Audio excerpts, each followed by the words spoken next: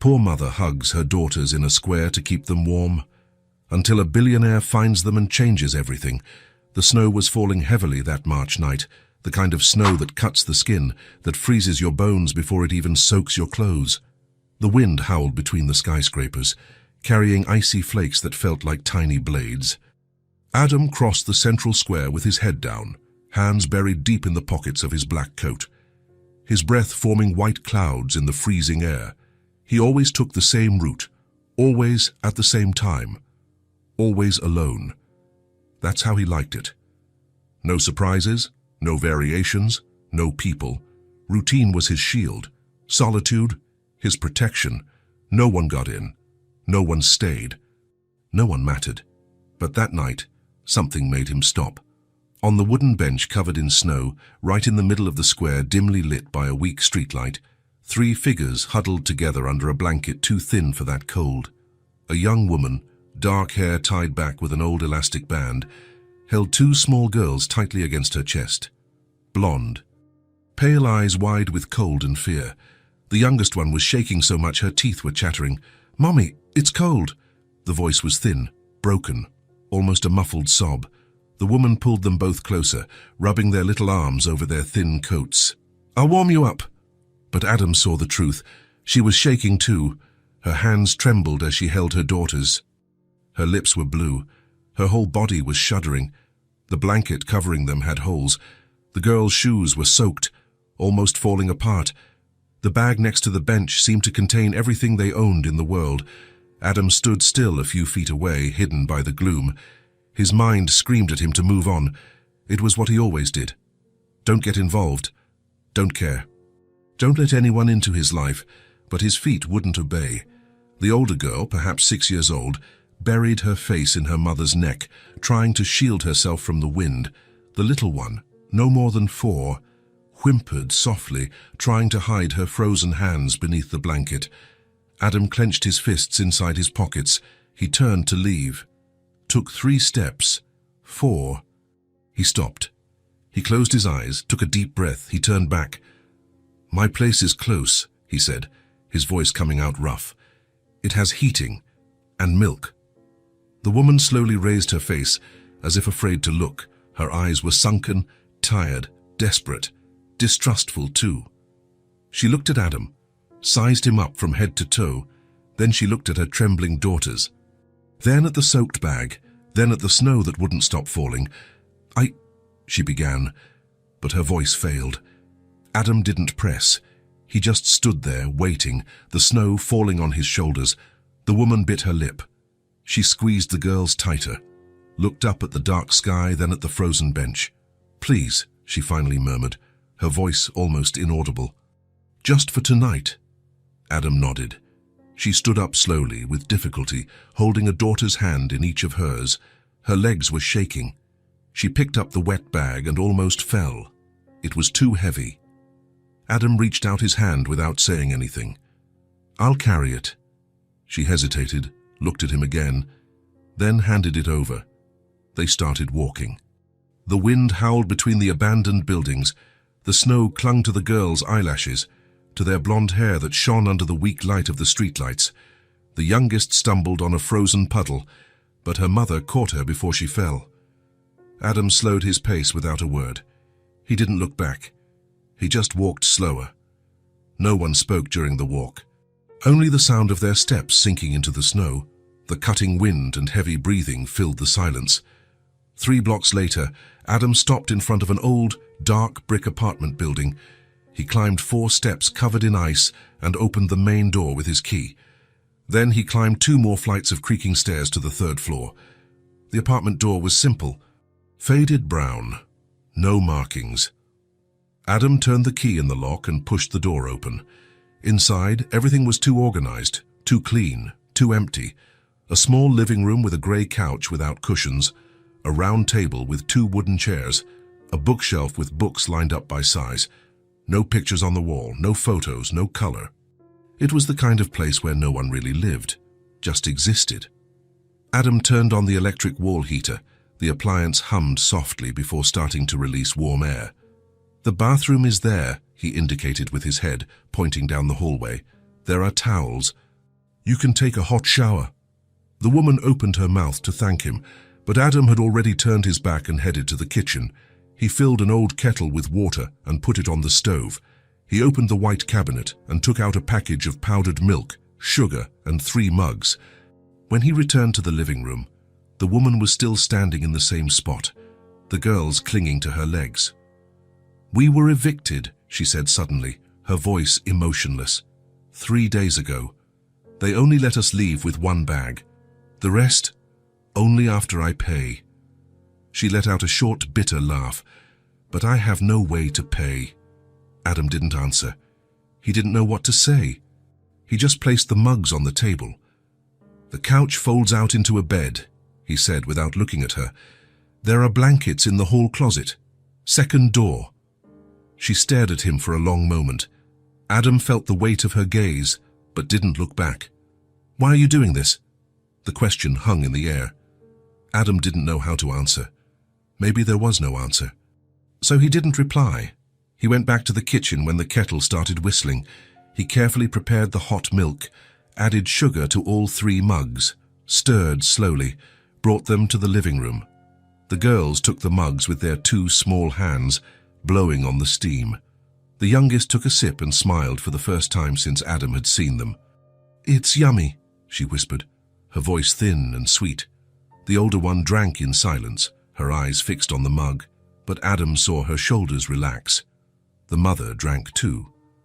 She closed her eyes for a moment, as if holding the warmth inside her.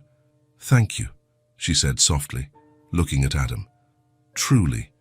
Adam nodded and went to fetch the blankets. When he returned, the woman was already taking off the girls' wet coats. Their blonde hair was plastered to their foreheads. Their cheeks, red from the cold, were beginning to regain color. Adam placed the blankets on the sofa and stepped back. "I'm going to sleep," he announced, pointing toward the hall. "If you need anything, the kitchen is there. You can use whatever there is." He went into the small bedroom and closed the door softly. He stood in the dark, leaning against the door, listening to the sounds from the other side. Water running in the bathroom, light footsteps on the floor, low whispers between mother and daughters, the creak of the sofa as they settled down. Sounds that house had never heard before. Adam sat down on the edge of the bed, his hands resting on his knees, staring at the floor. He had always lived alone. He always wanted to live alone. There was no space in his life for other people. There was no space for noise, for mess, for unpredictability. But tonight, for the first time in years, Adam had opened the door to his house. And without knowing it, unintentionally, he had also opened the door to his life.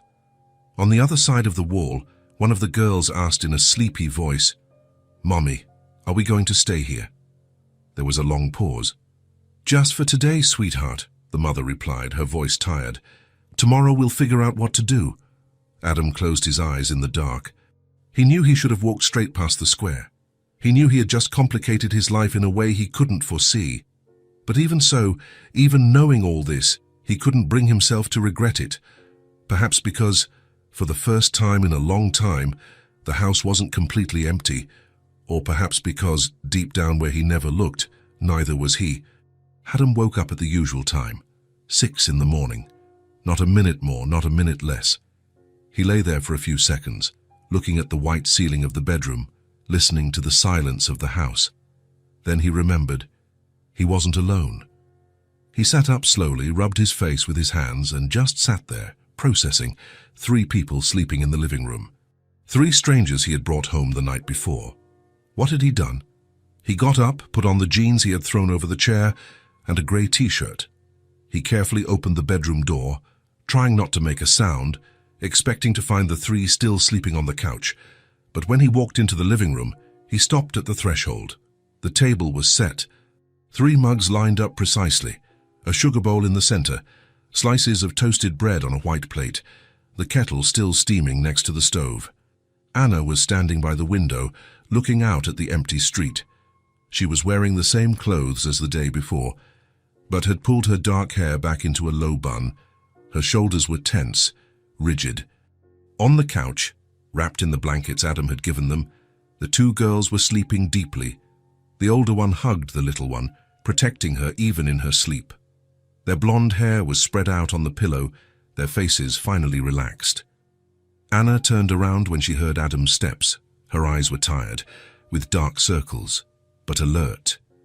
She hadn't slept, or had slept very little. "Good morning," she said softly, her voice almost a whisper so as not to wake the girls. I thought you might want coffee. There wasn't much in the kitchen, but I made it with what I had." Adam stood still, unsure what to do. He wasn't used to this, to people in his house, to coffee made by someone else, to someone taking care of something other than himself. "You didn't have to," he said, more harshly than he intended. "I wanted to," Anna replied simply. "It's the least I can do." She pointed to the table with a hesitant gesture. "Please, before it gets cold." Adam approached slowly. He pulled out a chair, and the creak sounded too loud in the morning silence. He sat down and picked up one of the mugs. The coffee was hot, strong, simple. He took a sip. "It's good," he murmured. Anna nodded, but didn't move from the window. She just stood there, her hands crossed in front of her body, as if she didn't know if she could sit down, as if she were waiting for permission. Adam looked at her, then at the empty chair. "Sit down," she hesitated, looked at her sleeping daughters, then at Adam. Then she walked to the table and sat on the edge of the chair, as if ready to get up at any moment. She picked up the mug, but didn't drink. She just held it, letting the warmth heat her hands. The silence weighed between them. Adam ate a piece of bread. He chewed slowly, unsure what to say. Conversation wasn't his strong suit. It never had been. "Thank you," Anna said suddenly, her voice low but firm, "for yesterday, for today, for everything." Adam shrugged, uncomfortable with the gratitude. It was cold. "Even so," she insisted, "most people would have walked right past. I would have walked past if it was someone else sitting on that bench." She looked at the mug in her hands. "We're leaving today. I just needed one night, for them to rest, for me to think. We've abused your kindness enough." Adam stopped chewing the bread. He looked at Anna, then at the girls sleeping on the sofa. The youngest had her mouth slightly open, breathing softly. The older one had frowned, as if carrying worries even in her dreams. He swallowed the bread with difficulty. "Where are you going?" Anna was silent for a long moment. "There's a shelter about 2 miles from here. They said they accept families. We'll stay there until I can get a job. Then I'll rent a small room, something small. Just enough. Do you have money?" The question came out more direct than Adam intended. Anna lowered her eyes. "No, but I will get some. I always do." "How?" "Work," she said, her voice gaining a defensive firmness. "I've worked all my life. Laundry, cleaning, whatever comes up. I'm not lazy. I just had bad luck." Adam didn't answer. He just took another sip of coffee. Bad luck. Such a small word for such a big situation. He finished his coffee in silence. He stood up, took the mug to the sink, washed it, dried it, put it away in the cabinet, each movement automatic, part of a routine he'd had for years. He grabbed his coat from the hook next to the door. "I'm going to work," he announced, pulling his arms into the sleeves. Anna stood up immediately, placing her still full mug on the table. "We'll be out before you get back," she said quickly. "I'll leave everything clean, like it was. You won't even notice we were here." Adam stopped with his hand on the doorknob. He stood with his back to her, staring at the closed door. He wouldn't notice they were here, but he would notice. Of course he would.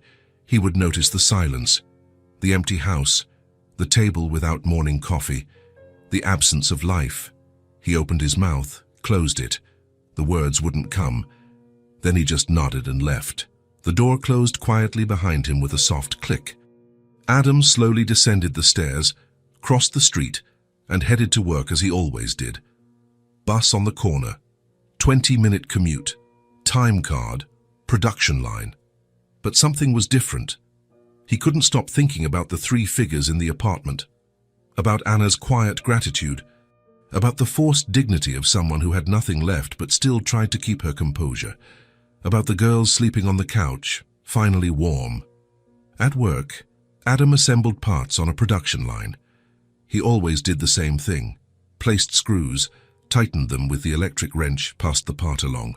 The noise of the machinery filled the warehouse. The smell of oil and metal. He didn't talk to anyone. He didn't eat lunch with his colleagues. He ate alone in a corner of the cafeteria. A simple sandwich, staring at his phone without really seeing anything. That's how he liked it. But that day, the silence wasn't as comfortable as before. He kept wondering if Anna had left yet, if she had found that shelter, if the girls were cold again, if they had eaten anything. He shook his head, annoyed with himself. It wasn't his problem. He had done enough. He had provided shelter for one night. He had helped. Done. Over. Everyone went their own way, but the uneasy feeling wouldn't go away. When his shift ended, Adam punched out and left. The sun was already low, painting the sky orange and pink. The cold had eased a little, but it was still biting. He walked home at the same pace as always. Bus, 20 minutes, walked to the building, climbed the stairs. He stopped in front of the apartment door. The key felt heavy in his hand. Part of him expected to find the house empty again. Clean, organized, silent as it had always been, as if the night before had never happened. Part of him dreaded it. He turned the key in the lock, pushed the door open slowly, and stopped. There were clothes drying over the back of the couch, small towels, children's t-shirts, tiny socks carefully draped, small shoes lined up by the door, still damp, too small to be real. On the living room window, taped with clear adhesive tape, was a drawing made with a blue pen. Simple, childish, crooked lines, a house with a triangular roof, 3 people holding hands in front, a huge sun in the top corner with rays going out in all directions. Adam dropped his backpack on the floor with a dull thud. He stood still, looking around the room. They hadn't left. He walked slowly to the window, as if afraid the drawing would disappear if he approached too quickly. He stared at the crooked lines, the disproportionate figures, a child's attempt to express something she couldn't say with words. He reached out his hand. His fingers touched the tape. He pulled it off carefully. The paper came away from the glass. He held the drawing for a few seconds, looking, thinking. He crumpled the paper in his hand, took 2 steps toward the trash can in the corner of the room. He stopped, looked at the crumpled paper in his clenched hand. He opened his fingers, smoothed the drawing against his thigh, trying to uncrease it. He went back to the window, taped it back onto the glass, smoothing the tape with his fingers, adjusting it so it was straight. He stepped back and looked at the room with different eyes, the clothes on the couch, swaying slightly with the air coming through the window crack. The small shoes at the entrance, tiny and worn, the drawing taped to the glass, reflecting the weak afternoon light. Mess. Things out of place. Disorder in the space he had built to be perfectly organized. Life invading the emptiness. Adam sat down on the sofa, moving around the clothes, and stared at the blank wall in front of him. The mess bothered him. It always had. Since childhood, he liked everything clean, tidy, predictable. Everything in its place. No surprises, no changes. No people disrupting his routine. But as he looked at the small shoes by the door, at the clothes drying, at the drawing on the window, he realized something that caught him by surprise. The total silence would bother him more, much more. Because now, he knew what it was like to have voices in the house, what it was like to wake up and find coffee ready, what it was like to see signs of life scattered throughout the room, and to return to the complete emptiness after knowing how different it was. That would be worse. He heard light footsteps in the hall, the bathroom door opening, low voices talking, muffled giggles. Anna appeared in the living room first, drying her hands on a cloth. The girls were behind her, their blonde hair still damp from the bath, wearing the same clean clothes. Anna stopped when she saw Adam sitting on the sofa. Her face went pale. "Sorry," she said quickly, looking at the clothes. "I was going to take everything out before you got back. We're leaving soon. I was just waiting for the clothes to dry a little. They can't go out in the cold with wet clothes." "You don't have to leave," Adam said, his voice coming out strangely hoarse, almost a whisper. Anna blinked, confused. The girls looked at him with wide eyes. "What?" "You don't have to leave," Adam repeated, looking at the floor. "At least not today, not tomorrow either." "But I can't," Anna began, her voice shaking. "How you can," Adam interrupted, "until you find a real place, a job, something stable." Anna was silent for a long moment. The girls clung to her legs, not understanding what was happening, but sensing the tension in the air. "Why?" Anna finally asked, her voice cracking. "Why are you doing this? You don't know me, you don't know them." "Why help?" Adam didn't know how to answer. He didn't have a logical answer. It made no sense at all. He had always lived alone. He always wanted to be alone. He didn't need anyone. He didn't want anyone. He had built an entire life based on that. But he looked at the girls with blonde hair and pale eyes, too thin, too quiet, and then at Anna, too proud to ask but too desperate to refuse. And he realized that maybe need wasn't the right word. Maybe it was want, and that scared him more than anything. "You can stay," he said simply, getting up from the couch, "but tomorrow we're going to the grocery store. There needs to be more food here, and other things." He went to the bedroom before Anna could answer, before she could see the confusion on his face. He closed the door and leaned against it, his hands shaking slightly, his heart beating too fast. What had he just done? He had just invited 3 strangers to live in his house, in his life, in the space he had built specifically not to have anyone. He was crazy, completely crazy. But on the other side of the thin wall, he heard Anna's choked voice. "We can stay a little longer, girls." And the sharp voice of the youngest, full of relief. "Mommy, is the man nice?" A pause. "I think so, my love." "I think so." Adam closed his eyes and let his head fall back, gently hitting the door. For the first time in years, the house wasn't empty. There were clothes drying on the couch, small shoes at the entrance, a drawing taped to the window. There was life.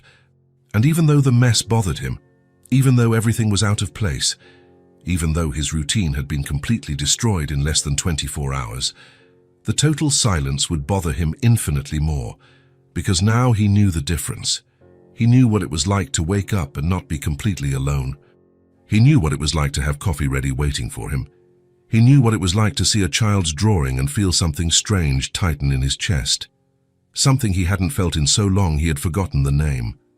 Maybe it was hope, or maybe it was just the feeling that for the first time in a long time, he wasn't just existing within those walls. He was starting to live, and that changed everything. The first thing Adam noticed was the noise. It wasn't loud, it wasn't bothersome, but it was there, filling the spaces that were once completely silent. Children's voices talking softly in the morning, muffled giggles coming from the room that used to be a storage closet, light footsteps running from the bathroom to the living room, the clang of the faucet being turned on and off, the clinking of spoons against mugs during coffee, the scraping of chairs on the wooden floor, sounds that house had never heard before. It had been 2 weeks since the night of the snowstorm. 2 weeks since Adam had let 3 strangers into not just his house, but his routine, into his life. And the routine was changing, without him fully realizing it, without him consciously deciding it, simply happening, one day at a time, one small alteration after another. The first week, Adam had come home and found the kitchen reorganized. The plates he kept on the top shelf were now lower, within reach of smaller hands. The pots that were on the left had migrated to the right, closer to the stove. The sugar bowl was no longer inside the cabinet, but on the counter, always available. He had stood in the kitchen doorway, staring, the annoyance rising in his throat like bile. Everything was different. Out of place, wrong. But he didn't say anything, because Mia had started to reach for the cups by herself in the morning, because Anna could cook without having to ask where everything was, because the girls could grab a cookie without having to ask for help, because it made sense, even if his brain screamed that it didn't. The next day, he had bought a new rug for the entrance. He hadn't planned to, it wasn't on the list. He was walking back from work, past a hardware store, saw the dark grey rug displayed in the window, and just walked in, paid in cash, brought it folded under his arm. When he got home, he simply placed it in front of the door, where the girls and shoes were always piled up. The girls had run to him, screaming with joy as if it were Christmas. "Look, Mommy, look how pretty, is it ours?" Anna had come out of the kitchen, wiping her hands on a cloth, and looked at Adam with her usual expression, half suspicious, half grateful, half confused. "You didn't have to." "Wet shoes were ruining the wood floor," he replied, taking off his coat and hanging it on the hook. A lie. The floor had been stained for years, old scratches, marks from furniture being dragged, but it was easier than admitting the truth, that he had bought it because he wanted to, because he had passed the store and thought of the girls, because it had started to feel right to have something that said, "You can take off your shoes here, this is a safe place." 3 days later, he had hung extra hooks in the hallway. Anna only had 2 blouses, the girls, 3 outfits each, all worn and too small. Everything was piled up on the one old hook that was on the wall, constantly falling to the floor, forming a sad heap by the baseboard. Adam bought 5 hooks at the hardware store near work. Nothing expensive, nothing fancy, just simple, sturdy metal hooks. He arrived home in the late afternoon, got the dusty drill he never used, and started drilling holes in the wall. The noise of the drill had made the girls run to see what was happening. "What are you doing, Mr. Adam?" Mia asked curiously. "Hooks," Adam replied, measuring the distance between each one. "Why?" "For you to hang your clothes." Lily had clapped her hands, excited. 15 minutes later, it was done. 2 hooks at Anna's height, 2 lower, at the girl's height. An extra one, just in case. "Done," he said when he finished, putting the drill back in the toolbox he hadn't opened for years. The youngest, Lily, had touched the lowest hook with her fingertips, slowly, as if afraid it would disappear. "Is it really mine?" "It's yours." She had run to the bedroom, returned with the worn pink jacket she wore every day, and hung it up with such care that she seemed to be handling something made of crystal. She smoothed the fabric with her little hands. She smiled. "Look, Mia, I have a hook all to myself." Adam couldn't get that image out of his head for days. Her smile. The genuine joy for something so small. A $3 hook on the wall. And then he realized he was getting home earlier. Not by much. It wasn't obvious. 15 minutes. 20 at most. He would catch the earlier bus instead of lingering in the locker room at work. He would get off 1 stop early and walk faster. He would take the stairs 2 at a time instead of going slowly. He didn't admit the reason to himself. He just did it.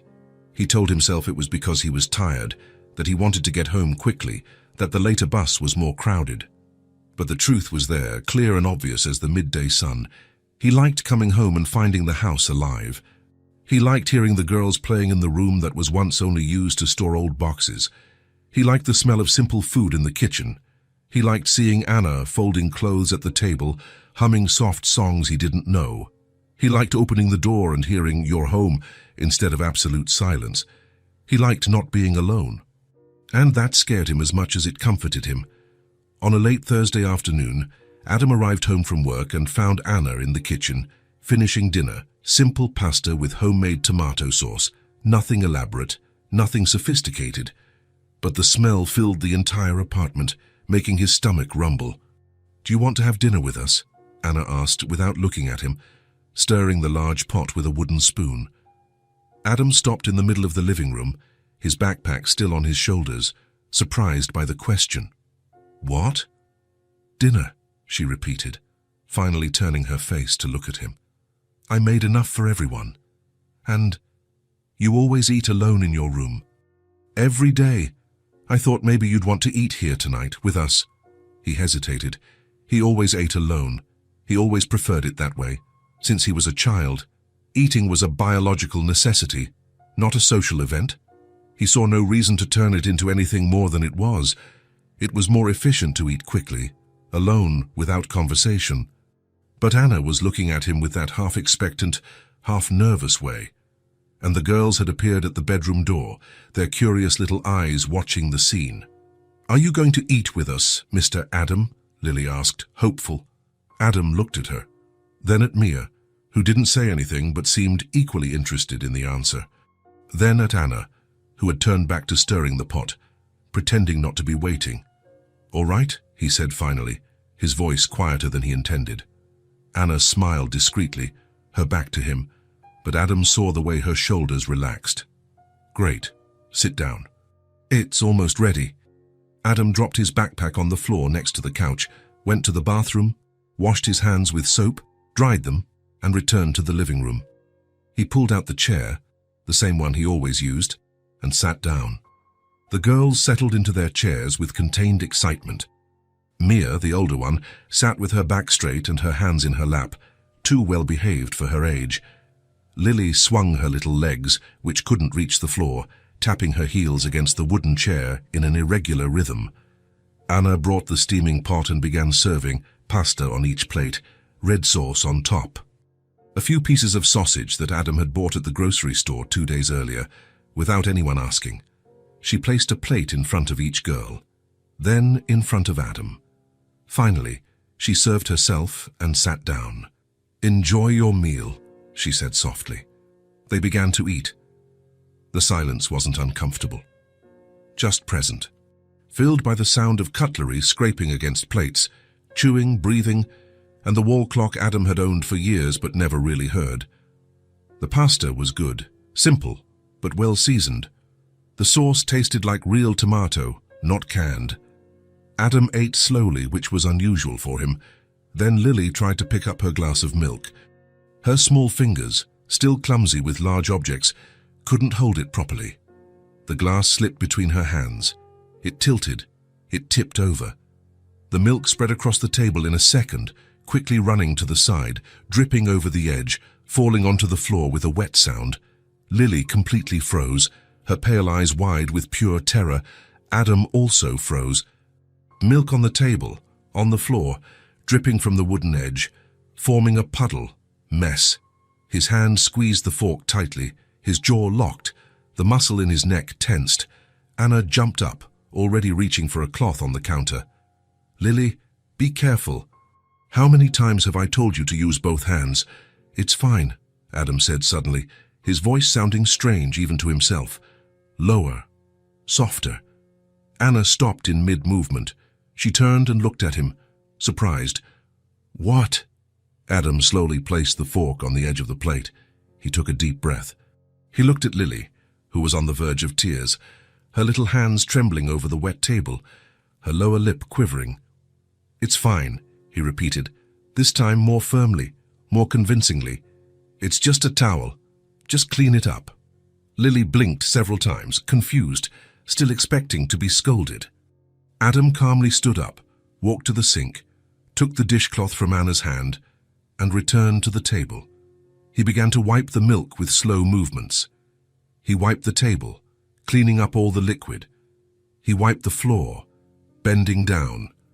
He wrung the cloth out in the sink until all the milk was gone. "There," he said, putting the wet cloth back on the counter and returning to his chair. "You can keep eating." Lily looked at him with those enormous eyes, still scared, still processing. "You're not mad." "No." "You won't yell." "No." Mia spoke for the first time, her voice low and careful. "The man at the last house got very mad when we dirtied anything. Once he threw his cup on the floor on purpose and said we had to clean it all up." Adam looked at her. He saw the tension in her small shoulders. Then he looked at Anna, who had lowered her eyes and was stirring her food without eating, her jaw tight. He felt something squeeze his chest. Anger, not at them, at whoever that man was. "I'm not the man from the last house," Adam said firmly, looking at the two girls. "It was an accident. Accidents happen. To everyone. It's really not a problem." Lily let out a shaky sigh of relief. Anna slowly raised her face. She looked at Adam with an expression he couldn't quite decipher. Gratitude? Surprise? Deep relief? Maybe all of it mixed together. She smiled. A small, discreet, almost shy smile, but genuine, real. "Thank you," she said softly, only moving her lips. Adam just nodded once and went back to eating, as if it were no big deal. But it was. Dinner continued, more relaxed now, the tension gone. Lily ate slowly, holding the new glass, which Anna had refilled, with both hands firmly. Mia talked about a pigeon she had seen at the window earlier, building a nest on the neighboring building's ledge. Anna mentioned that she had gotten an interview at a laundry facility for the following week, and she was hopeful because the owner seemed nice. And Adam listened. He didn't talk much. He never talked much. He was never a man of many words, but he truly listened. He paid attention to the stories. He nodded when appropriate. He asked short questions. He answered when asked. For the first time since he could remember, he ate dinner with company, and he didn't feel uncomfortable. He didn't feel like getting up and running to his room. He didn't feel the suffocating weight of other people invading his space. He didn't feel angry at the disruption of his sacred routine. He felt something completely different, something akin to belonging, as if he were in the right place, with the right people, at the right time. When they finished eating, Anna began clearing the plates and stacking them on top of each other. Adam automatically got up to help. "I'll wash," she said, taking the stack to the sink.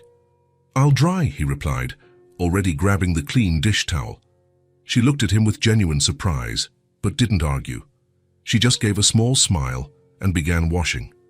They stood side by side at the small kitchen sink, Anna washing carefully, soaping each plate, Adam drying thoughtfully, putting each one in the right place. The girls drawing at the table behind them, using the colored pencils Adam had bought 3 days earlier at a stationery store. 12 basic colors. "You didn't have to do this," Anna said softly, washing a plate with circular movements. "Do what?" "Everything. The rug, the hooks, the pencils. Having dinner with us. Being patient with them." Adam took the wet plate she handed him and began to dry it carefully.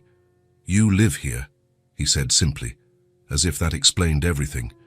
"Temporarily," Anna corrected, but her voice lacked conviction. He didn't answer. He just continued drying the plate, put it away in the cabinet, and grabbed the next one. But they both knew the truth. Temporarily was starting to feel less and less temporary. 2 weeks had turned into 3, 3 weeks into a month, and no one talked anymore about Anna looking for another place. No one mentioned shelters. No one made plans to leave. Because the truth was crystal clear. The house was changing.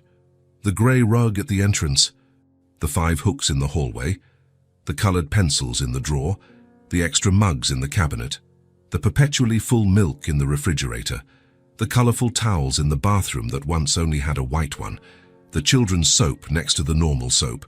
Small changes, almost unnoticeable if you weren't paying attention, but significant, profound. And Adam was changing too. He came home earlier from work. He bought things without anyone asking. He ate dinner at the table instead of alone in his room. He listened to stories about pigeons and drawings. He cleaned up spilled milk without complaining, without even frowning. The rigidity he had carefully built around his life for years was giving way, not completely disappearing. Not melting all at once, just becoming flexible, softening at the edges, letting cohabitation seep into the cracks, letting people occupy the empty spaces. That night, after the girls went to sleep, with a story Anna read in a low voice, and after Anna settled onto the couch covered with blankets, Adam lay in his dark room staring at the ceiling he couldn't see. He listened to the sounds of the night house, the deep, regular breathing of the girls. Anna shifting on the couch, adjusting her position, the wind howling outside, the heater humming softly in the hall. Sounds of life, sounds that he had spent years, decades, actively avoiding. And now he couldn't imagine the house without them. The routine he had built with such care and dedication was being stolen, altered, transformed, invaded. But for the first time in his life, Adam didn't care, because he had discovered something fundamental he had never known before. Routine wasn't the same as living. Routine was safety. It was control. It was predictability. It was protection against chaos. But living was mess. It was unpredictable. It was spilled milk and children's voices and extra hooks and new rugs and dinners at the table and conversations about pigeons. Living was sharing space. It was giving up control. It was adapting. It was changing without realizing it, one day at a time. And for the first time in his adult life, Adam was truly, genuinely living. The house was changing, and so was he, and maybe, just maybe, this was the best change that could ever have happened. It started with the fruit. Adam was walking home from work on a rainy Friday when he passed a street vendor's stall on the corner. Bright red apples stacked in a wooden crate, yellow bananas hanging in bunches, large oranges, strawberries in shallow baskets. He stopped. He stood there, his hands in the pockets of his damp coat, looking at the colourful fruit under the stall's top. Then he remembered Lily mentioning the night before that she had never eaten a strawberry, 6 years old, and she had never tasted a strawberry.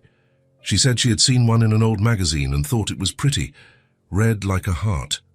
Adam looked at the strawberries, then at the grey-moustached vendor. How much for a pound? He bought a pound of strawberries. Then he bought apples and bananas and 3 golden pears. He climbed the apartment stairs with the heavy paper bag swinging in his hand, feeling slightly foolish. It was just fruit. No big deal. But his heart was beating faster than normal. He opened the apartment door and walked in, shaking the rainwater from his coat. The girls were sitting on the living room floor, drawing with the old pens Anna had. Anna was folding clothes on the sofa, separating them into small piles. Adam placed the bag on the table without saying anything. "What is that?" Anna asked, stopping her folding. "Fruit and put," he replied, taking off his wet coat. Lily dropped her pen and ran to the table, her bare feet pattering on the floor.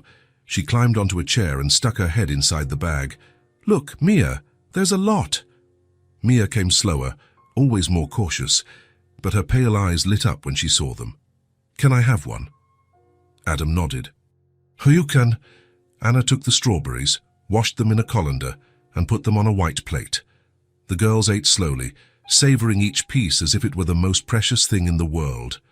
Lily smiled broadly, her lips stained red. "It's sweet, so sweet.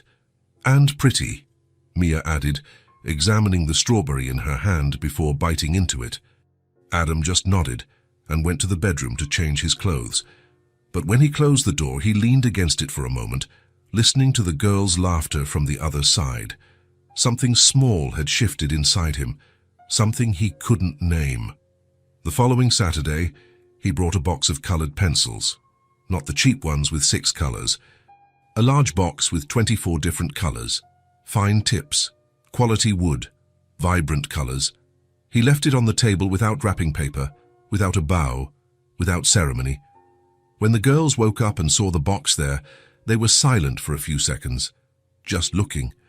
"Is it for us?" Mia asked, her voice so low it barely came out. "Yes," Adam said, drinking coffee in his chair.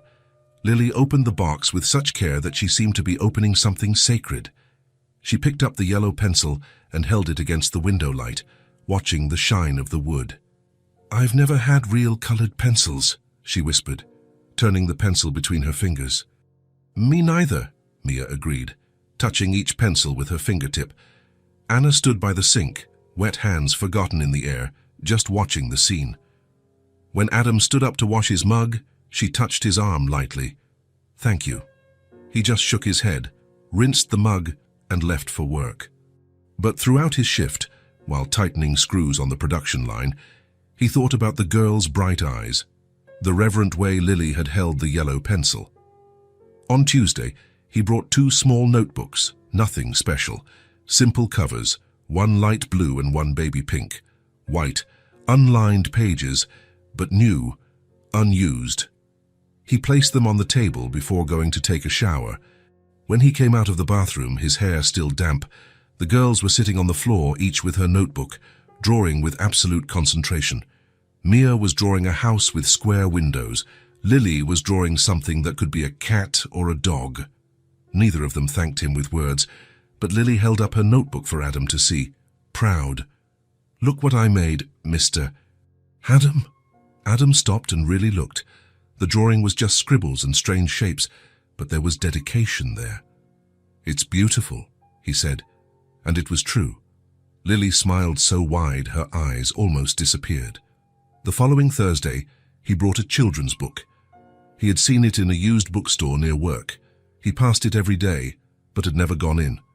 That day, something made him stop and push the glass door open. The book was in the children's section, colourful cover with a drawing of a girl in a blue dress and a huge brown bear. A little worn at the edges, but in good condition. The story of a girl who gets lost in the woods and finds a bear who looks scary but is gentle. It cost very little. Adam paid in coins. He left it on the table as he always did. No warning, no explanation. Anna picked up the book when she returned from the laundry interview, ran her fingers over the worn cover, and looked at Adam with that expression he still couldn't decipher. "You don't have to do this," she said softly. "I know," he replied, taking off his shoes. "Then why?" Adam stopped. He stood there holding a shoe, thinking. He didn't have a ready answer. Or he did, but he couldn't put it into words. Words were never his strength, because he saw the way the girls looked at the simple things he brought, because he liked seeing those shy smiles, because the house was starting to feel alive in a way it never did when it was just his, because for the first time in his life, he genuinely wanted to give something to someone, without expecting anything in return, just because. "I just wanted to," he said simply, shrugging, and went to the bedroom. Anna stood still in the living room for a moment, looking at the closed door, the book in her hands, a gentle expression on her tired face. The girls never made a fuss over the gifts. They never jumped up screaming or asked for more. They just thanked him with bright eyes and shy smiles, and somehow that meant more to Adam than any words could. The house was no longer just his. The girls' drawings were taped to the refrigerator with magnets Adam had bought. The colored pencils were neatly organized in a blue mug on the table. The notebooks were always nearby, filled with colorful scribbles. There was life in every corner. And for the first time, Adam didn't want it to be different. One Friday night, after a simple dinner of soup and bread, Anna sat on the couch with the book Adam had brought. "Come on, girls. I'm going to read the story." They ran and settled on both sides of her, snuggled up, their eyes fixed on the book. Adam was washing the dishes at the sink, listening, always listening. Anna opened the book and began to read in a soft voice, giving different voices to each character. The girl had a high voice. The bear had a deep, funny voice. The girls giggled softly at the right moments. "Mr. Adam," Mia called out suddenly, turning her head. Adam stopped washing, his hand still holding the plate. "Do you want to listen with us?" The silence weighed for a few seconds. Anna looked at him, but didn't say anything. She just waited. Adam slowly dried his hands on the cloth, looked at the three of them on the couch, then at the bedroom, where he usually locked himself after dinner. "I can," he finally said. There was nowhere to sit. The couch was taken. The chairs were too far away, so Adam simply sat on the floor, leaning his back against the wall, legs stretched out in front of him. Anna continued reading from where she had stopped. Adam listened, silent but present. Totally present. The story was simple. The girl got lost in the dark woods. She became afraid of the shadows and sounds. She found the huge bear. She was scared at first. She cried. She wanted to run away. But she slowly discovered that the bear was gentle and caring. They talked. They played. They became unlikely friends. In the end, the bear helped the girl find her way back home. When Anna finished and closed the book, Lily yawned loudly. "I liked it," she said sleepily. "Me too," Mia agreed. Anna looked at Adam, who was still sitting on the floor, his arms resting on his knees. "And you?" "Good story," he said. Anna smiled. A small but genuine smile. "Come on, girls." Time for bed. They grumbled a little, but obeyed. Anna took them to the bedroom, helped them change their clothes, and tucked each one in with affection. When she returned to the living room, Adam was still sitting on the floor, looking at the wall. Anna sat on the couch, folding her legs underneath her body. "They liked having you here," she said softly. Adam didn't answer immediately. He just kept looking at his own hands. "I liked it too," he finally said, his voice almost inaudible. Anna tilted her head, watching him. "You're different from what I thought at first." "How so?" "When you stopped in the square that night, I thought you were, I don't know, someone doing charity. Someone who would help us out of pity and then move on." Adam looked at her. "And now," Anna took a moment to answer, choosing her words carefully. "Now, I think you needed us as much as we needed you." The words hit Adam like a punch to the gut, because it was true. He had lived alone for so long. He had built walls so high around his life that he had forgotten what it was like to have people nearby, what it was like to care, what it was like to belong to something bigger than himself. Maybe, he admitted softly. Anna stood up, grabbed a blanket, and started making her bed on the sofa. "Thank you," she said without looking at him, "for the fruit, for the pencils, for the notebooks, for the book, for everything." "You don't have to thank me. I do," she insisted, finally looking at him. "Because you don't do this out of obligation. You do it because you want to, and that means everything." Adam got up from the floor, feeling his knees crack. "Good night, Anna. Good night." He went to the bedroom and closed the door slowly. He sat on the bed in the dark, just thinking. For the first time in his life, he had participated in something without needing to control it. He had sat on the floor and listened to a children's story, not because he needed to, not because he should, but because he wanted to. He had brought small gifts without expecting anything in return, without making a fuss, without seeking recognition, just because seeing the girls happy made something strange happen inside him, something warm, something good. The house was no longer just his. There were voices, laughter, drawings on the refrigerator, colored pencils on the table, books on the couch, small shoes at the entrance. There was family, not in the traditional sense, not on paper, but in what truly mattered, people who cared about each other, people who shared space, food, time, life. Adam lay on the bed, still dressed, and closed his eyes. On the other side of the wall, he heard Anna settling onto the couch. He heard Lily's soft sigh in her sleep. He heard Mia shifting under the blankets, sounds of life, sounds he had avoided for decades. And now he couldn't imagine living without them. The small gestures had turned into big changes, fruit on the table, colored pencils in a mug, books read at night, stories shared. Adam had started by just giving shelter for one night, but he had ended up giving something much bigger. He had given a home, and in the process, he had found one for himself. The house was no longer just his, and for the first time in his life, he didn't want it to be. He wanted the drawings on the refrigerator. He wanted the pencils scattered around. He wanted the children's voices. He wanted the stories at night. He wanted to sit on the floor and just be present. He wanted to belong. And finally, after so long building walls, he had let someone in. Not because he had to, but because he wanted to, and that made all the difference in the world. The snow had finally stopped falling. After almost 6 weeks covering the city with its icy blanket, winter had offered a truce. The sun appeared shyly between the grey clouds for the first time in a long time. The streets began to show the dark asphalt beneath the melting ice. Adam woke up that Saturday morning and noticed the different silence outside. Not the muffled silence of falling snow, but the clear silence of a cold, dry day. He got up, went to the window and looked out. The sky was beginning to clear. Some people were already walking in the streets without having to hunch against the biting wind. The worst had passed. When he left the bedroom, he found Anna standing in the living room, looking out the window too. The girls were still sleeping, wrapped up in their blankets in their room. "The snow stopped," Anna said without turning around, her voice strangely neutral. "It did," Adam agreed, going to the kitchen to make coffee. Anna was silent for a long moment. Adam put water in the kettle, turned on the stove, and grabbed 2 mugs. "Adam," she finally called out. He stopped. She rarely called him just by his first name. It was always Mr. Adam or just a gesture. He turned to her.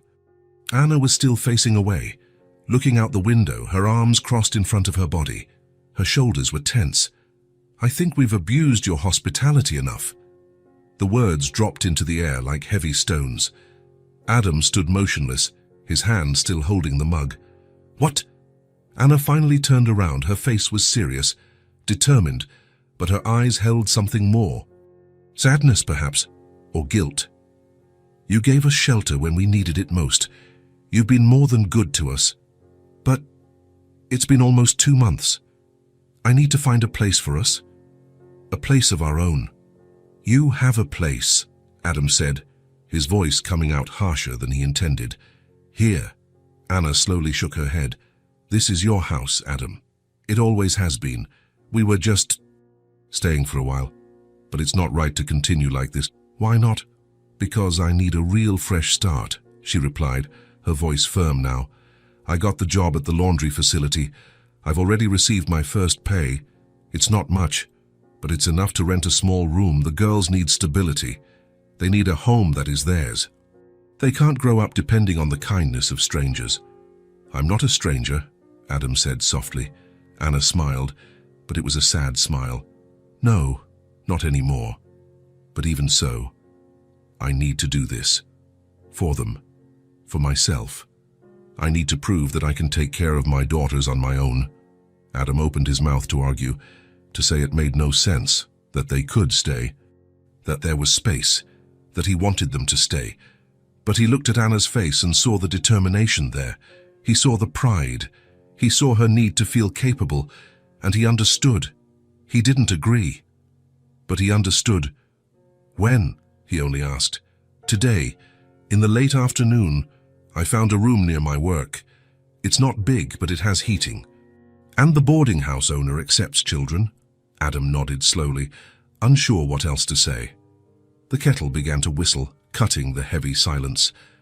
He turned off the stove and mechanically prepared the coffee, but he no longer wanted to drink it. The rest of the day passed in a strange fog. The girls woke up and Anna told them. Lily cried. Mia was silent, but her eyes were wet. Anna patiently explained that they would have a place of their own, that it would be good, that Mr. Adam had been very kind, but now they needed to move forward. Adam stayed in his room most of the time. Not because he was angry, but because he didn't know how to act. He didn't know what to do with the tightness in his chest that seemed to grow every hour. In the late afternoon, as the sun began to set, painting the sky orange and pink, Anna packed their belongings into the same old bag she had arrived with. The girls' clothes, the notebooks Adam had given them, the colored pencils carefully put back in the box. You can leave the pencils, Adam said, standing in the bedroom doorway. I'll buy others if I need to. No, Anna replied softly. They were gifts. We're taking them. She called the girls. They put on their worn coats, put on their used shoes. Lily held the bear book against her chest. They walked to the door. Anna turned to Adam. Thank you, she said, her voice choked. For everything. Truly. You saved us that night. And you gave us much more than shelter. You gave us hope. Adam couldn't answer. He just nodded. Lily ran to him and hugged his legs tightly. I'm going to miss you, Mr. Adam. He bent down, got to her height, and for the first time touched the girl's blonde hair with affection. I'll miss you too. Mia came slower, but also hugged him. Adam felt his eyes sting and blinked quickly.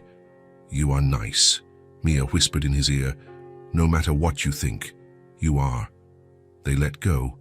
Anna picked up the bag, held her daughter's hand in each of hers, and opened the door. She looked at Adam one last time. Take care of yourself, she said. Are you too? And then they left. Adam stood in the doorway, watching the three of them go down the stairs. He heard their footsteps fading away. He heard the building door close. He walked into the apartment and closed the door slowly. He stood in the middle of the living room, just looking around. Everything was clean. Anna had tidied everything before leaving. The blankets were folded on the couch. The table was clean. The floor was swept. The sink was empty. Everything organized. Everything in its place. Everything as it was before. But it wasn't the same. The drawings had been taken off the refrigerator. The extra hooks in the hall were empty. The rug at the entrance no longer had small shoes on it. The room that had become theirs was empty again. The house was silent, completely silent. No children's voices, no laughter, no light footsteps, no curious questions, no stories at night. Adam walked to the window and looked out at the street. He tried to see if he could still spot them, but they were already gone, disappeared into the late afternoon crowd. He sat on the couch where Anna slept every night.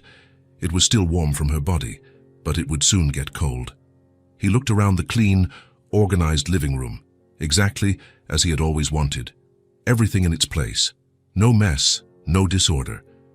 But now he realized the truth he had tried to ignore. The house wasn't just silent. It was cold, truly cold.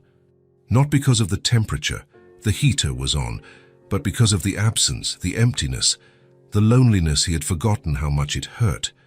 For 6 weeks, the house had been alive, full, warm, and in a few hours, it had returned to what it had always been, empty. Adam leaned his head against the sofa and closed his eyes. For the first time in many years, he felt something he no longer knew he was capable of feeling. Loneliness. True, deep, painful loneliness. The snow had stopped falling outside, but inside the apartment, the cold had returned with full force. And this time, Adam knew the difference. He knew what it was like to have warmth, to have life, to have people. And now that he had lost it, the cold felt much, much worse than before. Adam woke up at the usual time, 6 in the morning. He lay there looking at the ceiling, waiting to hear the sounds he had become accustomed to hearing. Light footsteps, low voices, the creak of the bedroom door opening. But there was only silence. Complete and heavy silence. He got up slowly, put on his jeans and put on his t-shirt. He opened the bedroom door and looked at the empty living room. No one had set the table, no one had made coffee, no one was waiting for him. He walked to the kitchen, his own steps sounding too loud in the silence. He filled the kettle, put it on the stove, waited. The ritual was the same as always. The same one he had performed for years before Anna and the girls arrived, but it seemed different now. It seemed mechanical, empty, aimless. When the coffee was ready, he poured a mug and sat at the table, took a sip. It was tasteless. Or it had a taste, but Adam couldn't perceive it. It was just hot liquid going down his throat. Nothing more. He forced himself to finish it, washed the mug, dried it, put it away. He grabbed his coat and left for work. At the factory, he assembled parts as he always did.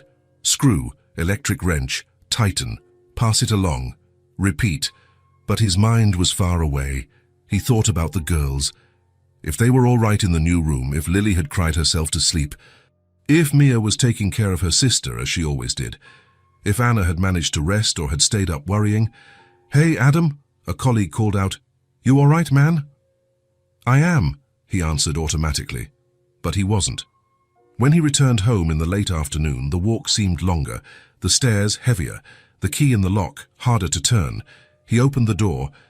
The house was still clean, organized, silent, exactly as he had left it in the morning, exactly as it had always been before they arrived.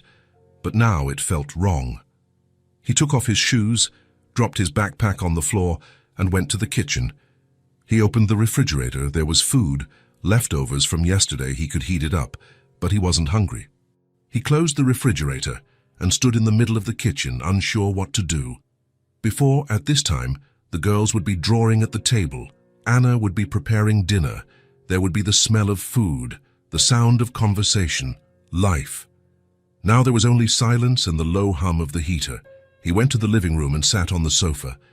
The same sofa where Anna slept, where he had listened to stories, where the girls snuggled up to hear them. He ran his hand over the worn fabric. He could still imagine the three of them there, but it was only imagination. They were no longer there. He looked at the refrigerator. The marks of the magnets were still there, small cleaner squares where the drawings had been taped for weeks, but the drawings were gone. He looked at the table. No colored pencils, no notebooks, no scattered paper. He looked at the hooks in the hall. Empty. Only his coat hanging on the usual hook. He stood up and walked to the window, and stopped. The drawing was still there, that first drawing Lily had made. The house, the three people holding hands, the huge sun in the corner, taped with adhesive tape to the glass, the only remaining sign of life in the apartment. Adam stood looking at the drawing for a long time, the crooked lines, the disproportionate figures, the childish simplicity. He reached out his hand, touched the paper with his fingertips. He didn't take it down. He couldn't take it down. It was all that remained of them there. He returned to the sofa and sat down again. He just sat there, looking at the empty space ahead. Night fell. Adam didn't turn on all the lights, just the one in the living room. The apartment was dimly lit. He should go to sleep. He had work the next day, he needed to rest. But he stayed sitting there, thinking. For the first time in his life, Adam understood the difference. He had always lived alone. He always thought he liked it that way. Solitude was safety, it was control, it was peace. But now he realized solitude wasn't peace. It was emptiness. For 6 weeks, he had experienced something different, something he hadn't known was missing. Company, presence, people who cared, people he cared about, and now that it was gone, the emptiness had returned. But it was worse than before, because now he knew how different it was. He knew what it was like to wake up and not be completely alone. He knew what it was like to have voices in the house. Laughter, small problems, spilled milk, drawings on the refrigerator. He knew what it was like to have a family, and the lack of it hurt in a way he had never felt before. It wasn't the lack of an object, it wasn't the lack of something that could be bought or replaced. It was the lack of people. Of Lily asking questions with that thin voice, of Mia drawing in silent concentration, of Anna making coffee in the morning, of stories read at night, of small daily gestures that filled the house with meaning. Adam looked around the clean, organized room. Everything was in its place, everything as he had always wanted. No mess, no disorder, no surprises. But it meant nothing, because there was no one there to share it with. He finally stood up, went to the bedroom, and lay down on the bed still dressed. The bed seemed enormous. It had always been the same size, but now it seemed too big, too empty, too cold. He lay there looking at the ceiling in the dark, listening to the absolute silence of the house. Silence that was once comfort, that was once desired, that was once sought after, but now it was just emptiness. He thought about Anna and the girls in the small room at the boarding house, sleeping together, crowded but together, having each other, while he was here, alone, in the silent house, with all the space in the world, but completely empty. He closed his eyes, trying to sleep, but sleep didn't come easily, because for the first time in a long time, Adam didn't want to be alone. He didn't want the silence. He didn't want the empty house. He wanted the voices back, the light footsteps, the laughter, the mess, the life. He wanted them back. And that realization, that need for other people, was as frightening as the loneliness he now felt. Because it meant that something had changed inside him, something fundamental. He had learned to live with people.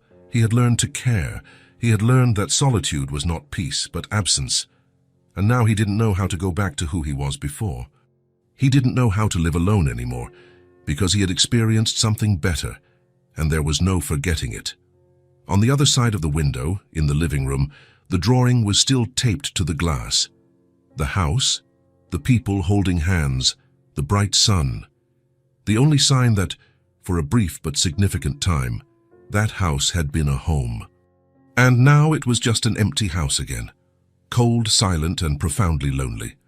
3 days passed, 3 days of an empty house, 3 days of heavy silence, 3 days of Adam trying to resume the routine he had before, but failing miserably. On the 3rd day, a grey Saturday, Adam went out for a walk. He had no destination. He just needed to get out of that house that felt like the walls were closing in around him. He wandered aimlessly through the streets, still dirty with melted snow. He passed the square where he had found the 3 of them that night. The bench was empty now, covered in ice. He kept walking. He turned a corner, then another, and stopped. There, in front of a community support center, they were... Anna held a girl's hand in each of hers. She was talking to a woman in a lab coat holding a clipboard. The girls were quiet, clinging to their mother. Adam's heart raced. He stood still on the sidewalk, watching. Part of him wanted to leave, not to bother them, to let them get on with their lives. But his feet wouldn't obey. Lily was the first to see him. Her pale eyes widened. "Mr. Adam!" She let go of her mother's hand and ran. Adam instinctively bent down, and the girl threw herself into his arms. "You came to see us," she said, squeezing his neck tightly. Mia came right after, slower, but with a shy smile on her face. Anna turned around. Her face showed surprise. then something more, relief perhaps. She said goodbye to the woman in the lab coat and walked toward Adam, who was still bent down hugging the girls. "Hi," she said softly. "Hi," he replied, slowly standing up. An awkward silence hung between them for a few seconds. "Are you all right?" Adam finally asked. Anna nodded, but her eyes told another story. "We are. We got temporary shelter. It's not bad. It has beds, hot food. The girls are safe. But we don't like it," Lily said suddenly. "Too honest. There are too many people, and it's noisy, and we have to share the room with other families." "Lily," Anna gently admonished. "But it's true, Mommy," the girl insisted. Anna sighed, looking tired, more tired than Adam remembered. "I'm looking for a better job. The one at the laundry didn't work out, but I'll find something. I'll start over on my own. It just needs time." Adam looked at her, at the girls, at the clothes that were already getting small again, at Anna's tired eyes, at the stubborn determination on her face mixed with thinly disguised desperation, and something inside him broke. "The house was empty without you," he said, his voice choked. Anna blinked, surprised. "Adam." "No," he interrupted. He needed to say it. He needed her to know. "I tried to go back to the routine. I tried to live as before, but I can't. The house is clean, organized, silent, exactly what I always wanted. But it's empty." He swallowed hard, the words struggling to come out. "I was abandoned once, when I was a child, in the system. They said I was difficult, that I had no heart, that I didn't know how to love. And for a long time, I thought it was true. I built a life alone because I thought that's what I was. Someone who didn't need anyone." The girls looked at him with wide eyes. Anna had brought her hand to her mouth. "Maybe it was true back then," Adam continued, his voice trembling. "But it's not anymore. Not after you. You came into my house and changed everything.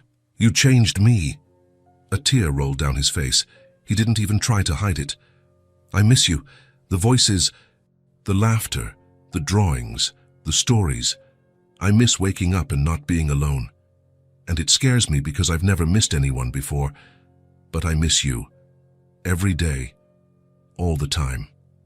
Anna was crying now too, silent tears streaming down her cheeks. "The house without you isn't a home," Adam said finally. "It's just an empty place where I exist. But with you, it was a home." The silence that followed was charged with emotion. Anna wiped her tears with the back of her hand, took a deep breath. "If there's still room," she said, her voice trembling, "we'll accept coming back. But I need you to understand one thing. I want to work. I want to contribute. I want to build something for myself. I don't want to be charity. I don't want to be a burden." "You were never a burden," Adam said firmly. "But I need to do this my way," Anna insisted. "I need to prove to myself that I can take care of my daughters, that I can be independent." Adam nodded slowly. "I understand, and I don't want you to depend on me. I never wanted that. I just want you to stay. For you all to stay, not out of necessity, not out of lack of options, but because you want to, because you choose to." Anna looked at him for a long moment. Then she looked at her daughters, who were watching the scene in silence. "Do you want to go back?" she asked them.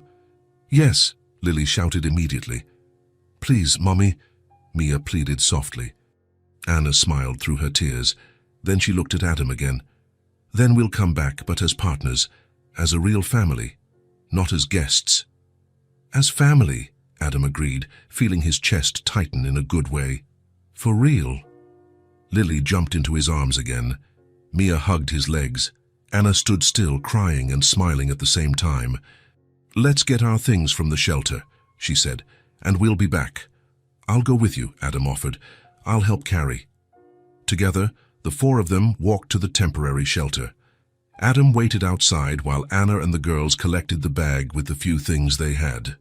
When they came out, the sun was starting to peek through the clouds for the first time in days. The walk back was different from the first time. There was no suspicion, no fear. There was choice. There was willingness. When they arrived at the building, Anna climbed the stairs with firm steps, not hesitant like the first time, firm, determined. Adam opened the apartment door. Anna walked in holding her daughter's hands, her head held high, not as a temporary guest, not as someone asking for shelter, but as a woman who had chosen to start over, who had chosen that place, who had chosen that makeshift family. "Welcome home," Adam said softly. "It's good to be back," Anna replied, and for the first time, it felt permanent, real, true. The following days brought changes. Anna managed to go back to her job at the neighborhood laundry. The owner had held the position for her. She left early every morning, came back in the late afternoon with her uniform smelling of soap and fabric softener, but with a smile on her face. Adam helped enroll the girls in a nearby nursery school. Nothing sophisticated, but it was clean, safe, and the teachers seemed kind. Lily and Mia started attending classes 3 times a week. The routine settled naturally, without being forced. Adam woke up early, prepared coffee for everyone. Anna drank quickly and left for work. He took the girls to school on class days, then went to the factory. He came back earlier, picked up the girls, and prepared a simple dinner. Anna arrived tired, but always with stories from work. They ate dinner together, always, every day. The girls showed off their drawings from school, sheets with paintings of trees and houses and strange animals. Adam taped each one to the refrigerator with the magnets. The house was full of sound again, voices talking, laughter, small arguments about what show to watch. Smells of food in the kitchen, stories before bed, real, pulsing, imperfect, and beautiful life. Anna and Adam didn't label what they were living. They didn't discuss definitions. They didn't put names on complicated feelings. They were partners. They were family. They were people who cared. And that was enough. One night, after the girls were asleep, Anna and Adam sat in the living room, she on the sofa, he in the chair. "Thank you," Anna said suddenly, "for understanding, for letting me do this my way." "You don't have to thank me," Adam replied. "You do everything right, you work hard, you take care of them, you're an amazing mother." Anna smiled, emotional. "And you're a good man, no matter what they told you as a child. You do have a heart, a huge one." Adam looked away, uncomfortable with the compliment. "I just did what felt right." "No," Anna said firmly. "You did more than that. You gave us a family, and you gave one to yourself too." They were silent for a few moments, just enjoying each other's presence. "Is this strange?" Anna asked. "What we have here?" Adam thought for a moment. "It's different, but it's not strange. It's right." "It is," Anna agreed. "It's right." And it was. It wasn't traditional. It wasn't what anyone would expect. It wasn't planned, but it was real, it was honest. It was built on choice and respect and genuine care. It was a family that had chosen to exist, and for all 4 of them, it was exactly what they needed.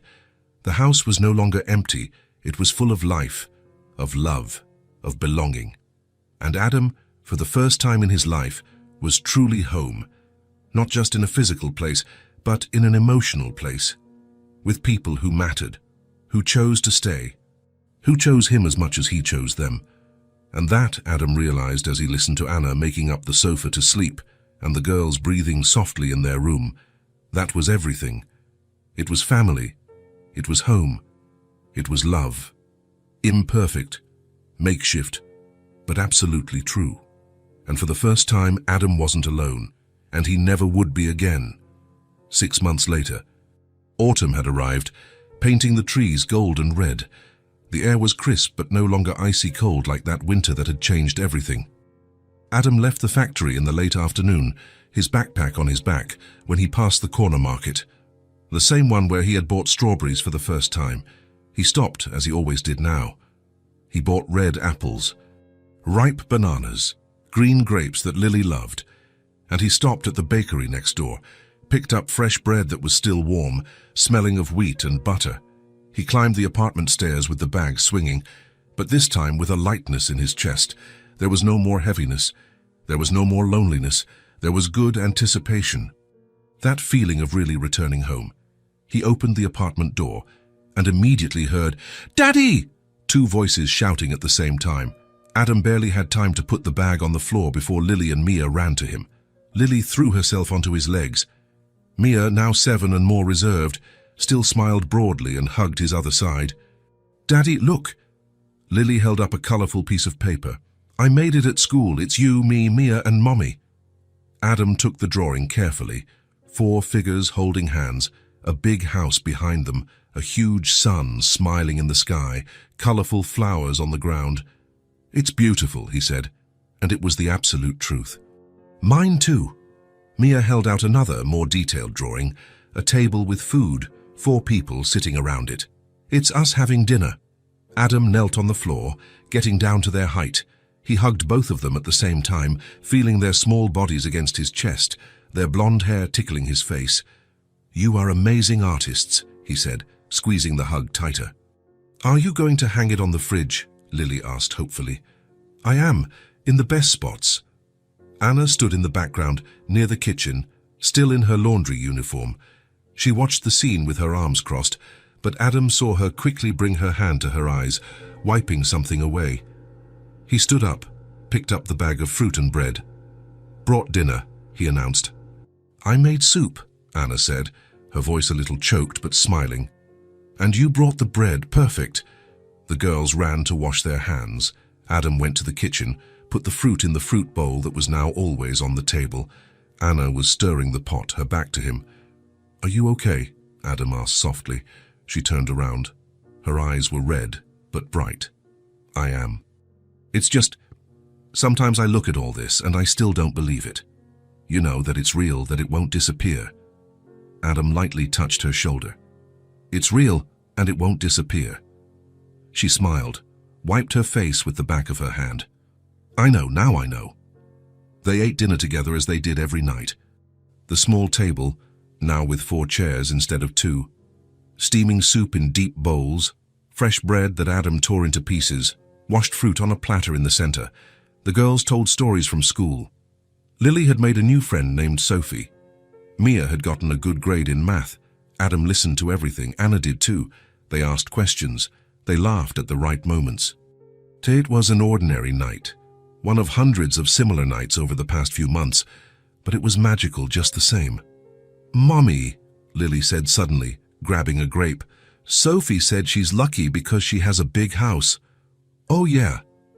Anna ate her soup slowly. "Yeah, but I told her we're lucky too," Lily continued, swinging her little legs. "Because now we have a house. And a daddy."